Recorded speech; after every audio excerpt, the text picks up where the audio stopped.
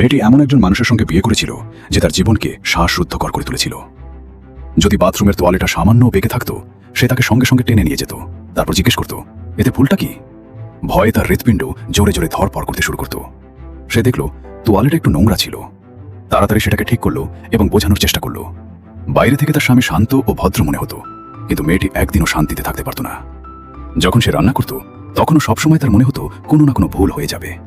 সে আলমারি খুলে বারবার সবকিছু পরীক্ষা করত, প্রতিটি ডিব্বার লেবেল একদম সামনে আছে কিনা নিশ্চিত করত। বহুবার যাচাই করার পরেই সে রান্না শুরু করত। সেদিন তার স্বামী দেখল যে এখনো খাবার তৈরি হয়নি। রাগে সে সমুদ্রের ধারে চলে গেল। সেখানে তার দেখা হলো নতুন এক প্রতিবেশীর সঙ্গে। তাদের মধ্যে কথা বলতে বলতে হঠাৎ প্রতিবেশী অসাবধানতাবশত একটি কথা বলে ফেলল, যে কথাটি পরে মেয়েটির জীবন বদলে দেবে। যখন স্বামী বাড়ি ফিরল, তার কথা বলার ভঙ্গি অদ্ভুত ছিল। সে প্রতিবেশীর প্রশংসা করতে লাগলো। মেয়েটি সঙ্গে সঙ্গে বুঝতে পারল কিছু একটা ঠিক নেই। সে শান্ত থাকার চেষ্টা করে সরে যেতে চাইল, কিন্তু স্বামী লাগাতার কথা বলতে থাকলো। ধীরে ধীরে তার মনে সন্দেহ জন্মালো। সে ভাবল, যখন সে বাইরে ছিল তখন নিশ্চয়ই প্রতিবেশী বাড়িতে এসেছিল। মেয়েটি সঙ্গে সঙ্গে তা অস্বীকার করল, কিন্তু স্বামী বিশ্বাস করতে রাজি ছিল না। সে বলল, প্রতিবেশী বলেছে তুমি সারাদিন জানালা দিয়ে তাকে দেখছিলে। বাড়ির পরিবেশ আরও উত্তেজনাপূর্ণ হয়ে উঠল। হঠাৎ স্বামীর মনে পড়ল, প্রতিবেশী তাদের একসঙ্গে নৌকায় ঘুরতে যাওয়ার আমন্ত্রণ জানিয়েছিল। সে সঙ্গে সঙ্গে মেয়েটিকে তুলে নিয়ে প্রস্তুত হতে বলল। সেই রাতে তারা সমুদ্রে বেরিয়ে পড়ল।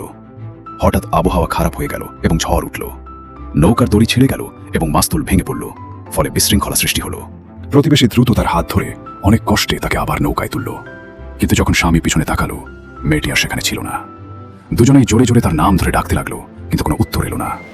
সমুদ্র টহল দলকে খবর দেওয়া হলো এবং খোঁজ শুরু হলো। অনেক খোঁজাখুঁজির পর শুধু তার লাইফ জ্যাকেট পাওয়া গেল।